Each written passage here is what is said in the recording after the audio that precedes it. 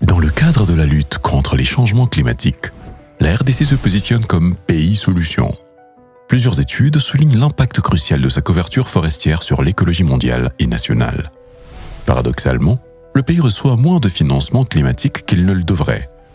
Pourquoi ce déficit ? La RDC possède des atouts considérables. D'importants minerais stratégiques nécessaires à la transition énergétique, cuivre, cobalt, lithium, et un vaste patrimoine forestier représentant 60% des forêts tropicales du bassin du Congo. Ces forêts ont une valeur exceptionnelle dans la lutte contre le réchauffement climatique, d'où l'importance cruciale de leur préservation.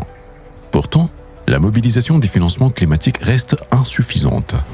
Le Fonds national pour la réduction des émissions provenant de la déforestation et de la dégradation des forêts, FONARED, créé en 2012, n'a réussi à mobiliser que 750 millions de dollars américains, dont 500 millions de dollars américains provenant du fonds CAFI. D'autres bailleurs, comme les États-Unis, la France et la Banque mondiale, privilégient parfois leurs propres canaux de financement, complexifiant la coordination des financements. Ce déficit s'explique par plusieurs facteurs.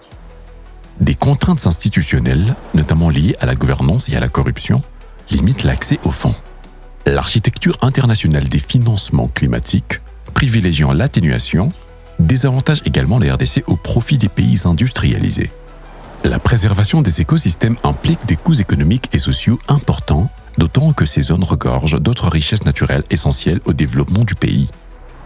Sans compensation financière adéquate, l'appropriation nationale des initiatives de préservation reste difficile. Pour accroître ces financements, la RDC doit relever plusieurs défis. Améliorer la transparence et la redevabilité, lutter contre la corruption, optimiser le climat des affaires et renforcer la régulation de l'exploitation des ressources stratégiques. Les atouts naturels constituent une condition nécessaire mais non suffisante pour attirer les financements climatiques. Consultez les 2 rapports consacrés au financement climatique en RDC sur www.ebouteli.org.